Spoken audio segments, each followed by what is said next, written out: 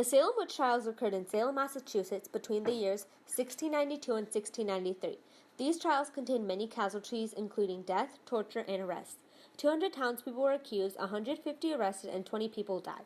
19 of the dead were hanged, and 1 man was tortured to death. Research questions prompt the discovery of why the Salem witch trials happened and their cause. We know that Salem was home to 2 wealthy families, the Porters and Putnams, harbored tension because of their competitiveness of their wealth. The Putnams accused the Porters of witchcraft, which created a spark for the mass hysteria to follow. This didn't begin because of witchcraft, but due to religious scapegoating. A scapegoat is used as a source of blame. An individual blaming a group of people blaming an individual, or an individual blaming an individual. Religious scapegoating is when something bad occurred in the village. For example, spoiled crops.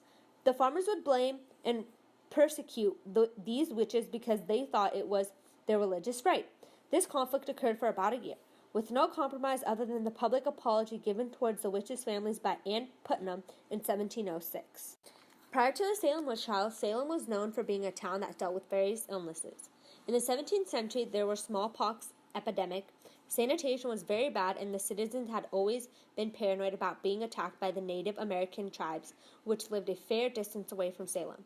However, this wasn't the only thing that was happening. Salem was the type of town to go to court to settle meaningless conflicts, such as whose cow ate the neighbor's crops, and if debts were paid on time. Overall, it's always been a town filled with suspicion and accusation. The turning point was when the blaming turned deadly. When 3 little girls directly accused 3 women of cursing them, it became the spark of the trials. Once again, Salem was a town known for tedious accusing, but this was a new type of accusing, even for the town of Salem. It had been sparked to a new level: witchcraft. Creating the Salem witch trials, an extremely significant historical event that still haunts people today.